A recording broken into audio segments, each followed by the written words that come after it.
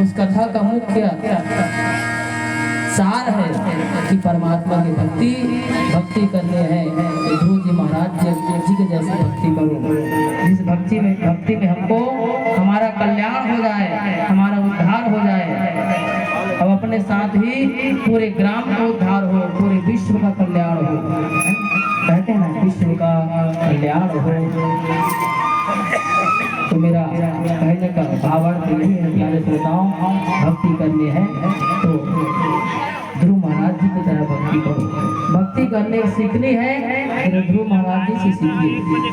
आगे पावन कथा है। अब मनु महाराज जी के दूसरे पुत्र श्री प्रियव्रत जी महाराज, श्री प्रियव्रत जी महाराज सुखदेव जी कहते हैं कि राजा परीक्षित,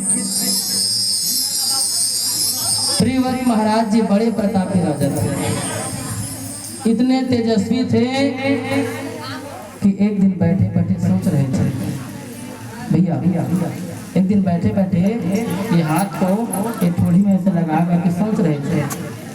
और क्या सोच रहे थे, भाई ये रात्रि क्यों होती है ना?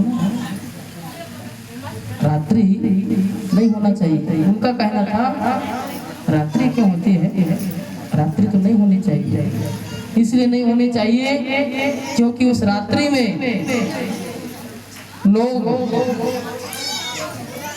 अंधेरे में रह करके, रात्रि में रह करके समय को गंवाते हैं, बर्बाद करते हैं। इसलिए रात्रि क्यों होती है भाई, ये विचार कर रहे थे। इसलिए उन्होंने एक दिन संकल्प लिया कि आज समय रात्रि होने दूंगा ही नहीं। प्रियव्रत जी महाराज ये सोचे कि आज से मैं रात्रि होने दूंगा ही नहीं। रथेन ज्योतिर्मयेन रजनीमपेदिनम करिष्यत जन्मा। प्रियव्रत महाराज जी ने ज्योतिर्मय रथ का निर्माण किया और निर्माण करा करके सृजन किया। देखिए प्यारे श्रोताओं, उस समय में क्या होता था, पुष्पक विमान होता था देवताओं के पास। अब पुस्तक की विमान में बैठ करके युद्ध में जाना है तो भक्तों को दर्शन देना है तो देवता लोग जाते थे, सभी ऋषि देवता लोग। और वह अभी वर्तमान समय में वही पुस्तक विमान की तरह हेलीकॉप्टर आ गए हैं। पहले होता था पुष्पक विमान और अभी होता है पुष्पराज।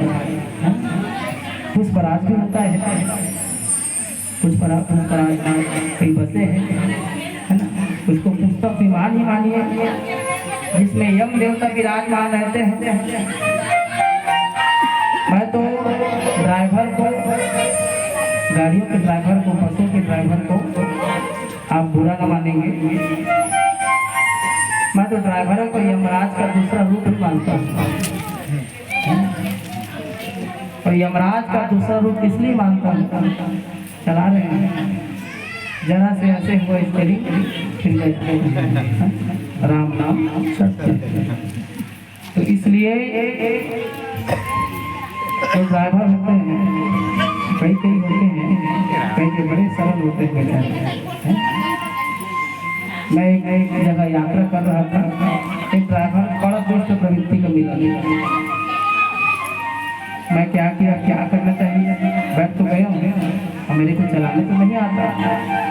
तो मैं क्या किया, तो जो भी बोलते थे मैं सबको हाँ बढ़िया सुंदर अरे अच्छा ऐसा करके उसको मीठी मीठी बोल बोल के और अपने घर तक ही पहुंचा दिया।